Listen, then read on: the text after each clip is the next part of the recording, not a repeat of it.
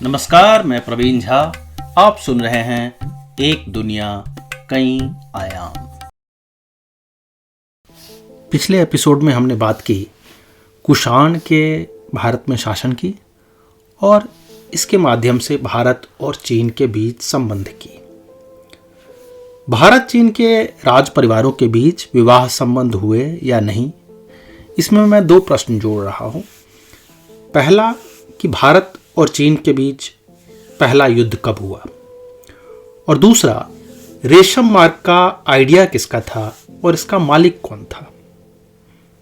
भारतीय स्कूल इतिहास की किताबों में यह शायद मिल जाए कि बान चाओ वह पहला चीनी सेनापति था जिसने कुषाण राजा कनिष्क को पराजित किया था। नए शोध इस बात को शक की निगाह से देखने लगे हैं, मगर इस संभावना पर सहमति है कि कुषाणों और चीनी शासकों के बीच टकराव हुआ और सीमाएं तय हुई। इसकी कोई संभावना नहीं लगती कि कनिष्क ने कभी मुख्य हान सीमा में कदम रखा होगा। यह लड़ाई अधिक से अधिक पामीर के पठार के आसपास सिमट कर रह गई। तो पहले प्रश्न का सरल उत्तर यही है कि पहली सदी के आसपास भारत और चीनी राज्यों का पहला टकराव या युद्ध हुआ। उसके बाद अगर ब्रिटिश चीनी अफीम युद्ध को किनारे रख दें तो सीधे 1962 में ही भारत चीन के बीच युद्ध हुआ। पुराने स्रोत भी कनिष्क को चीन का शत्रु से अधिक मित्र मानते हैं। इसका सबसे ठोस तर्क तो यही है कि बौद्ध विचार चीन पहुंचे, खूब फले फूले। अगर ये दोनों शत्रु देश होते तो क्या यह संभव होता? हुएनसांग ने भारत के अंदर एक प्राचीन चाइना टाउन का विवरण लिखा है जो अब तक रहस्य ही है। आप में से कोई इसे सुनकर शायद सुलझा सके। हुएनसांग लिखते हैं, जब कनिष्क सम्राट थे तो दूर दूर तक उनकी महिमा थी। पीली नदी के पश्चिम के प्रांतों ने उनके पास अपने कुछ लोग भेजे। कनिष्क ने उनका स्वागत किया और 3 ऋतुओं तक उन्हें सुरक्षित और सुविधा से रहने की व्यवस्था की। ये लोग शीत ऋतु में आ जाते और उन्हें जहां रखा गया उस नगर का नाम चीनपति रखा गया। वे अपने साथ एक सतालू यानी पीच का फल लेकर आए जिसे चिनानी नाम मिला, और जो नाशपाती लाए उसे चिन राजपुत्र कहा गया। जब वहां के निवासियों ने मुझे देखा तो खुश होकर कहने लगे, यह हमारे पूर्वजों की धरती से है। तो कनिष्क के समय एक चीनी वासियों का एक नगर था। इस बात की पुष्टि जो है हुएनसांग करते हैं। पता नहीं हुएनसांग का यह चिनपति नगर भारत में कहां स्थित है। कयास लगते हैं कि पंजाब का कोई स्थान रहा होगा। खैर, यह तो हुई मैत्री की बात। अब चीनी इतिहास में युद्ध के विवरण में आता हूं। हान वंश के सेनापति बान चाओ, जो 32 से 102 ईस्वी के बीच में थे, को पश्चिमी प्रांतों पर फतह की जिम्मेदारी मिली थी। उसके कई कबीलों से टकराव हुए और यह वर्णित है कि कुषाणों ने भी इसमें सहायता की। इस सहायता के एवज में अथवा संबंध सुदृढ़ करने के लिए कुषाणों ने हान राजकुमारी का हाथ मांगा। हान राजा इससे इतने नाराज हुए कि जो दूत यह संदेश लेकर गया उसी को गिरफ्तार कर लिया गया। उसके बाद हुए युद्ध, जिसमें बान चाओ की सेना ने कुषाणों को रोक लिया या हरा दिया। चूंकि किसी को एक दूसरे से कोई प्रांत नहीं मिला, इसीलिए इसे एक भारत चीन के बीच ड्रॉ मैच कहा जा सकता है। राजकुमारी से विवाह पर स्पष्टता नहीं है। मान लिया जाए कि नहीं हुई, लेकिन अगर हो गई होती तो बौद्ध विस्तार की पहेली सुलझानी कुछ आसान हो जाती। जब चीनी राजकुमारी ही भारत आई या बौद्ध बन गई तो चीन का बनना सहज हो जाता। भारत चीन संबंध हमेशा के लिए बदल जाते। समस्या यह है कि चीन में तो उसी वक्त मोटे इतिहास और संस्मरण लिख दिए गए, मगर कुषाणों का लिखा एक ग्रंथ नहीं। एक इतिहासकार लिखते हैं, इन खानाबदोशी कबीलों ने कुछ दर्ज करना उचित नहीं समझा होगा। यह पढ़कर मुझे अचंभा हुआ। जिन कुषाणों के लिपिबद्ध सिक्के जहां तहां मिलते चले गए, जिन्होंने शक संवत दिया, जिनके समय महायान बौद्ध परंपरा आई, अश्वघोष हुए, जो उस क्षेत्र में थे जहां ग्रंथों की कोई कमी नहीं थी, वहां कोई यह इतिहास दर्ज करने वाला नहीं था, यह बात अटपटी लगती है। ह्वेनसांग ने 6 सदियों बाद कनिष्क के विषय में जरूर किसी से सुना होगा। भारत से बौद्ध ग्रंथ चीन पहुंचे तो भारत में जरूर कुछ लिखा गया होगा। ये सब ऐसे लूप होल हैं जिसे यूं ही नहीं छोड़ा जा सकता। यहीं से दूसरा प्रश्न शुरू होता है, अगर रेशम मार्ग चीन का ब्रेन चाइल्ड था तो वहां रोमन सिक्के नगण्य क्यों हैं? अगर यूरोप से चीन आवाजाही इतनी सुलभ थी तो सदियों बाद मार्को पोलो वहां क्या ढूंढ रहे थे? इस पर अब कड़ियां जुड़ने लगी है कि आरंभिक समय में चीन और रोम संभवतः 2 स्टेशन रहे होंगे, मगर ट्रेन यानी रेशम मार्ग पर आवाजाही कोई और चला रहा था और उससे कोई और कमा रहा था। मैं एक उदाहरण देता हूं। टकला मकान के रेगिस्तान में कुछ विचित्र सिक्के मिले। उनके एक तरफ खरोष्टी लिपि में लिखा था और दूसरी तरफ चीनी लिपि में लिखा था। इसी से आप समझ सकते हैं कि इसमें भारत और चीन दोनों का योगदान रहा होगा जो सिल्क रूट में रहे होंगे। चीन से रोम व्यापार की गुत्थी बहुत ज्यादा उलझी भी नहीं है। पश्चिमी रोमन साम्राज्य 3री सदी तक अपने घुटने टेक रहा था। हान वंश खत्म हो चुका था और कुषाण भी खत्म हो रहे थे। जो भी रेशम व्यापार रोमनों और हान वंश के मध्य वर्णित है वह मुख्यतः 1ली और 2री सदी में है। अनुमान है कि रेशम मार्ग का पहला तिहाई हिस्सा चीन की जिम्मेदारी थी। दूसरा मुख्य तिहाई हिस्सा जो मध्य एशिया से गुजरता था वह कुषाण और अन्य बैक्ट्रियन साम्राज्यों में रहा और आखिरी तिहाई में रोमन साम्राज्य था। कुषाण मानचित्र देखकर यह कहना कठिन नहीं है कि उनका केंद्र दक्षिणी रेशम मार्ग था और वे इसके संचालक थे। अब कोई पूछेगा कि इसका प्रूफ क्या है? वह कौन सा बिंदु था जहां से चीनी का अधिकार खत्म होता था और भारतीय या कुषाणों का अधिकार शुरू होता था? सिल्क रूट का वह पहला मुख्य जंक्शन कहां रहा होगा? पामीर की पठार में कहां रहा होगा? मैं आपको मई 1888 में ले जाता हूं काराकोरम दर्रे के पास एक तंबू में। यह ग्रेट गेम का समय था। ग्रेट गेम रूस और ब्रिटेन के मध्य एक जासूसी रस्साकसी थी, जिसके बारे में मैंने विस्तार से अपनी पुस्तक रूस रसिया रास्पुतीन में लिखा है। स्कॉटिश जासूस जो एक व्यापारी भी थे, एंड्रयू डलगेस, लेह से निकलकर अभी अभी इस दर्रे को पार करके आए थे और अपने अफगानी एजेंट दाद मोहम्मद के साथ बैठकर कहवा पी रहे थे। और मोहम्मद, यह बताओ कि मेरा कर्जा कब लौटाओगे? एंड्रयू ने पूछा। कौन सा कर्जा? मैं इतने रास्ते आपको पार कराता हूं, ठिकाने पहुंचाता हूं, उसकी क्या मुझे रकम मिलती है? तुम वादे से मुकर रहे हो। यह मत भूलो कि तुम जो भी हो हमारी बदौलत हो। तुमने कर्ज कहकर ही तो पैसे लिए थे। मैं और तुम्हारी बदौलत? मेरी कीमत देने वालों की कमी नहीं। अगर तुम्हारे पीछे ब्रिटानिया है तो मेरे पीछे। यह सुनते ही एंड्रयू ने बंदूक निकालकर कहा, तुम्हारे पीछे रूस है।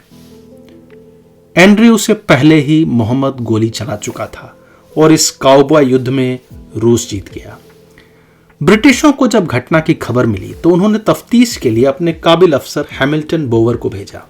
हैमिल्टन एक घोड़े पर सवार होकर पामीर की गोद में स्थित खुतान इलाके में पहुंचे, जो उन दिनों तुर्किस्तान का हिस्सा था। उन्हें खुफिया जानकारी मिली थी कि दाद मोहम्मद यहीं कहीं छुपा हुआ है।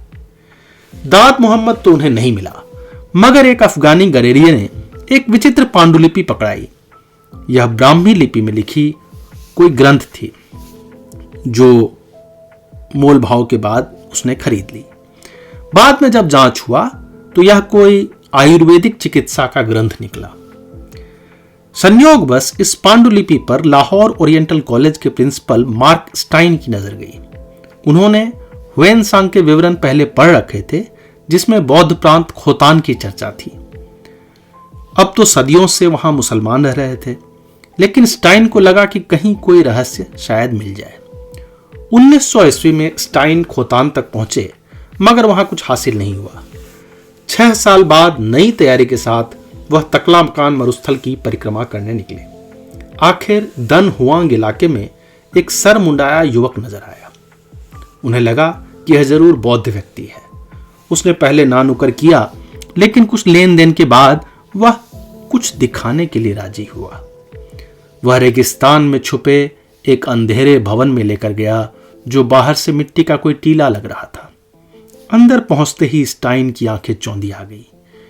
यह एक विशाल पुस्तकालय था, जहां सैकड़ों पांडुलिपियां थी, चित्रकलाएं थी, बुद्ध की मूर्ति थी। उसने कहा, आपसे पूर्व इस कमरे में कोई बाहरी व्यक्ति दाखिल नहीं हुआ। सदियों से हमारे पूर्वज इसकी रक्षा करते आ रहे हैं। हम अपनी अगली पीढ़ी को यह सौंपते हैं। पता नहीं आपको लाकर मैंने कोई गलती तो नहीं कर दी? स्टाइन ने कहा, नहीं, कोई गलती नहीं की। ये ग्रंथ तो धूल फांक रहे हैं। मुझे विश्वास है तुमने इन्हें पढ़ा नहीं है। यह तो दुनिया को दिखाई जानी चाहिए। खोतान वह जंक्शन था जहां भारतीय, मध्य एशियाई और चीनी संस्कृति मिल जाती है। यह रेशम मार्ग का एक महत्वपूर्ण प्रवेश द्वार था। किंवदंती तो यह है कि इसे अशोक के काल में कुछ प्रवासित भारतीयों द्वारा बसाया गया था, लेकिन उसे किंवदंती ही रहने देते हैं। रेशम मार्ग में रेशम तो एक छोटी कड़ी है। इतिहास में शायद ही किसी बंजर निर्जन रेगिस्तान को पाने के लिए इतनी जद्दोजहद हुई हो। यह मार्ग था युद्ध और फतह का, जासूसी अभियानों का, तकनीक के हस्तांतरण का। यह मार्ग था सोने चांदी का, ऊन का, गेहूं का। यह मार्ग था कागज और उस पर लिखे अनगिनत ग्रंथों का। यह मार्ग था धर्म के प्रसार का। यह ऐसा मार्ग था जिस पर कभी सड़क नहीं बनी। 21वीं सदी में भी इस पर गाड़ी या ट्रेन नहीं चल सकती। शायद किसी ने कभी उचित नहीं समझा, क्योंकि यह मार्ग एक प्राकृतिक अवरोधक भी था। यह ऐसा रास्ता था जिसकी चाबी सिर्फ सीमित लोगों के पास थी। चीन के मुहिमों, जिसकी चर्चा मैंने पहले की, बेल्ट एंड रोड इनिशिएटिव्स से अगर अगले दशक में यहां एक पक्का मार्ग बन जाता है, तब यह समझना शायद आसान हो कि आखिर इसे इतनी सदियों तक क्यों गुप्त और दुर्गम रखा गया। अब आगे बढ़ते हैं, थोड़े आगे की कहानी कहता हूं चीन की, राजशाही की तरफ। हिजड़ों का सत्ता की गलियारी तक पहुंचना राजशाही में कई बार देखा गया है। मसलन अलाउद्दीन खिलजी के प्रमुख सिपह सलार मलिक काफूर से भारतीय परिचित है। चीन में यह प्रथा इस कदर बढ़ती गई कि हिजड़े राजा के साथ ही बैठा करते और अन्य बुद्धिजीवी मंत्रियों से उनकी खूब तकरार होती। हान वंश में एक समय यह स्थिति आई कि लोग स्वेच्छा से शल्य क्रिया करवाकर हिजड़े बनने लग गए, ताकि ऊंचे पदों पर पहुंचा जा सके। इसका तर्क भी था, चूंकि हिजड़े वंश वृद्धि नहीं कर सकते थे, इसलिए ऐसा माना जाता कि उनमें संपत्ति का लालच कम होता है। उनके आगे पीछे कोई है नहीं, तो भ्रष्टाचार किसके लिए करेंगे। हालांकि यह तर्क तब कमजोर पड़ गया जब 10 हिजड़ों ने मिलकर एक मंडली बना ली और राजा पर हावी हो गए। वे कहलाए 10 परिचारक, 10 अटेंडेंट्स। यह राजा लिंग का शासनकाल था, 168 से लेकर 189 ईस्वी तक का, जब रेशम मार्ग पर आवाजाही बढ़ने लगी थी। चीन समृद्ध होने लगा था। इन 10 हिजड़ों ने धीरे धीरे राजकोष पर पकड़ बना ली और अनाप शनाप निर्माण कार्य करवाने लगे। ठेकेदारी और भ्रष्टाचार का तो अन्योन्याश्रित रिश्ता है ही। रिश्वत लेकर निर्माण के ठेके दिए जाने लगे। एक नए राजभवन निर्माण और रेशम मार्ग की किलाबंदी कराने में इन्होंने खूब पैसे कमाए। जाहिर है इस भ्रष्टाचार की मार जनता यानी किसानों पर पड़ी। एक क्रांति की जमीन बनने लगी, मगर नेता की कमी थी। इस बार यह नेता एक तांत्रिक बाबा किस्म का व्यक्ति था, जिसने पिछले दशकों में लाखों अनुयायी बना लिए थे। वह स्वयं को ताओवादी कहता था, मगर उसके तरीके शामन झाड़ फूंक विधियों वाले थे। आस्था ऐसी बन गई थी कि उसका हाथ लगते ही सभी रोग उड़न छू हो जाते हैं। उसका नाम था झांग जुए। वह स्वयं को स्वर्ग का दूत कहता था, अपने एक भाई को पृथ्वी का दूत और दूसरे भाई को जनता का दूत कहता था। इनका पूरा संगठन गुप्त रूप से कार्य करता था, मगर अनुयायियों में कई उच्च पदासीन अधिकारी भी थे। एक दिन झांग जुए ने किसी गुप्त स्थान पर जनसभा बुलाई और कहा, हमारे राज्य में भ्रष्टाचार बढ़ता जा रहा है। जनता का सारा धन इन 10 हिजड़ों के खजाने में जा रहा है। बाढ़ की विभीषिका से हमारे लोग भूखे मर रहे हैं और राजा की आंख इन्होंने बंद कर रखी है। सुनो, मुझे ईश्वर का संदेश मिला है कि अगले महीने आसमान का रंग पीला हो जाएगा और हान वंश का अंत हो जाएगा। यह आकाशवाणी सफल हो, इसके लिए हमें भी प्रयास करना होगा। आप सभी से अनुरोध है कि सर पर पीली पगड़ी बांधकर क्रांति का आगाज करें। पीली पगड़ी, येलो टर्बन। 184 ईस्वी के मार्च महीने में कुल 3,60,000 अनुयायियों और किसानों ने अलग अलग प्रांतों में एकत्रित होकर पीली पगड़ी पहन ली और राजधानी की ओर बढ़ने लगे। शाही सेना उन्हें रोकने के लिए तैनात हो गई, मगर वे जगह जगह आगजनी और पत्थरबाजी कर रहे थे। एक प्रबुद्ध मंत्री झांग जुआन ने राजा को चिट्ठी लिखी, राजा, इस भ्रष्टाचार की जड़ आपके करीब ही है। अगर आप यह क्रांति रोकना चाहते हैं तो अपने 10 हिजड़े सलाहकारों को सजा दें, चाहे तो सामूहिक रूप से दंडित करें, जनता शांत हो जाएगी। राजा ने 10 हिजड़ों को बुलाकर तलब किया। उन्होंने अपने जूते और टोपी उतार कर राजा के समक्ष रखते हुए कहा, हमें संपत्ति का तनिक भी लोभ नहीं। आप कहें तो जो भी हमारी निजी संपत्ति है सब आपकी चरणों में रखते। ये सारे आरोप सरासर गलत हैं। राजा पसीज गए और उल्टे झांग जुआन को डांट कर कहा, ये 10 लोग आखिर किस लोभ से संपत्ति रखेंगे? न इनका कोई परिवार है, न इनकी कोई इच्छा है। ये आरोप सरासर गलत हैं। फिर भी अगर आप सबूत ला कर दें तो मैं कार्रवाई करूंगा। कुछ ही दिनों में उन 10 हिजड़ों ने षड्यंत्र किया। झांग जुआन को ही भ्रष्टाचार के आरोप में फंसाकर मृत्युदंड दे दिया गया। रही बात पीली पगड़ी क्रांति की, तो वह भी अगले वर्ष तक दबा दी गई। स्वर्ग का दूत झांग जुए स्वयं मर गया और बाकी 2 भाइयों को शाही सेना ने पकड़कर मार दिया। हालांकि गुप्त रूप से क्रांतियां चलती रहीं और इसने हान वंश के अंत की नींव भी रख दी। अगला राजा आखिरी हान राजा था। उसके बाद चीन के 3 टुकड़े हो गए। चीनी महाकाव्य रोमांस ऑफ 3 किंगडम में लिखा है, साम्राज्य बनते हैं बिखरने के लिए, बिखरते हैं वापस जुड़ने के लिए। हान वंश के बाद लगभग 300 वर्षों तक चीन बिखरा रहा। यह चीन इतिहास का सबसे अशांत और रक्त रंजित काल माना जाता है। वहीं दूसरी तरफ यह काल सबसे लोकप्रिय भी है, जिस पर महाकाव्य, नाटक, लोक कथाएं रची गई। इस कालखंड पर आधारित 3 राज्यों का रोमांस, जिसके पंक्तियां मैंने पहले कही है, 8 लाख शब्दों का उपन्यास है। महाभारत से तुलना करें तो महाभारत के आधे से कुछ कम। इस महाकाव्य में सैकड़ों पात्र हैं, युद्ध है, षड्यंत्र है, रोमांस है, नीति पाठ है। यह शुरू होती है हान वंश के खिलाफ पीली पगड़ी क्रांति से। उसके बाद हान साम्राज्य 3 टुकड़ों में बढ़ जाता है। उन तीनों के मध्य युद्ध होते रहते हैं, हजारों लोग मारे जाते हैं, कई षड्यंत्र होते हैं, राजाओं की हत्या होती है, बाहर के कबीलों का हमला होता है। 3 सदियों बाद जाकर 6ठी सदी में ही चीन कुछ हद तक वापस जुड़ पाता है। मेरे पास यह पुस्तक है रोमांस ऑफ 3 किंगडम्स, मगर उसमें 120 अध्याय हैं, जिसको मैंने न पढ़ा है और न पढ़ने की इच्छा है। कुछ पन्नों में लिखी चीजें देख ली हैं। जो मेरे लिए अधिक महत्वपूर्ण है वह ये कि इस भीषण रक्तपात का अंत कैसे हुआ। इस उत्तर पर आने के क्रम में कुछ ऐतिहासिक घटनाओं में इन 3 सदियों को समेटने की कोशिश करता हूं। पीली क्रांति 184-85 ईस्वी के बीच हुई थी और उसके बाद ही चीन उत्तर और दक्षिण में बंटने लगा था। आखिर इन दोनों के मध्य 208-209 ईस्वी में यांगत्से नदी पर लड़ाई हुई। इस लड़ाई में उत्तरी चीन की शाही सेना जब पराजित हुई तो सेनापति चाओ चाओ ने कहा, मैं जब मरूं तो मुझे शाही तरीके से ना दफनाया जाए। जब हमारा राज्य अशांत है तो मैं कब्र में शांति से कैसे सो सकता हूं।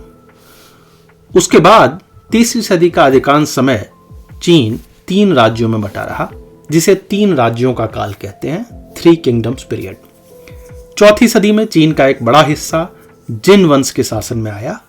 उस समय चीन की जनता धीरे धीरे पीली नदी घाटी से उठकर दक्षिण की यांगत्से नदी की ओर बढ़ने लगी थी।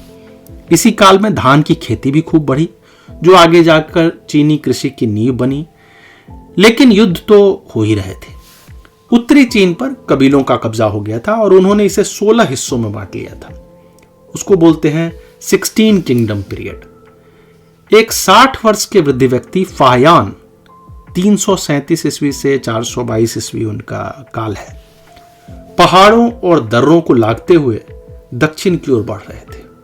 उन्हें शायद लगा कि बुद्ध की शिक्षा अगर चीन तक आ जाए तो कुछ शांति आ जाएगी। बुद्ध की मूर्तियां हालांकि चीन में पहले से थी, लेकिन ग्रंथ बहुत कम आए थे। इस कारण जो बौद्ध धर्म था उसका दायरा बहुत सीमित था। उन्होंने लुम्बिनी, बनारस, कुशीनगर आदि की यात्रा की। वह पाटलिपुत्र आए, जहां चंद्रगुप्त द्वितीय का शासन था। फाहयान ने संस्कृत सीखा, पाली सीखा और अधिकाधिक ग्रंथ समेटकर चीन वापस लौट गए। मगर उन्हें भी नहीं मालूम था कि कई ग्रंथ तो पहले से आ चुके हैं। कश्मीर से एक परिवार पामीर पार कर चुका था और वर्तमान शिनचियांग प्रांत में महायान बौद्ध का प्रसार कर रहा था। उस परिवार के सबसे प्रबुद्ध युवक थे कुमार जीव, जो 344 से 413 ईस्वी के बीच में थे। कुमार जीव उत्तरी चीन तक पहुंच चुके थे। उन्हें बंदी बनाकर लाया गया। उन्होंने वहां रहकर चीनी भाषा सीखी और दर्जनों बौद्ध ग्रंथों के अनुवाद कर दिए। कयास लगते हैं कि कुमार जीव और फाहयान की वजह से 5वीं सदी में दक्षिण और उत्तरी चीन में बौद्ध विमर्श जमकर होने लगा। खासकर कुमार जीव के अनुवाद काफी सरल थे और चीन के लिए अडेप्टेड थे।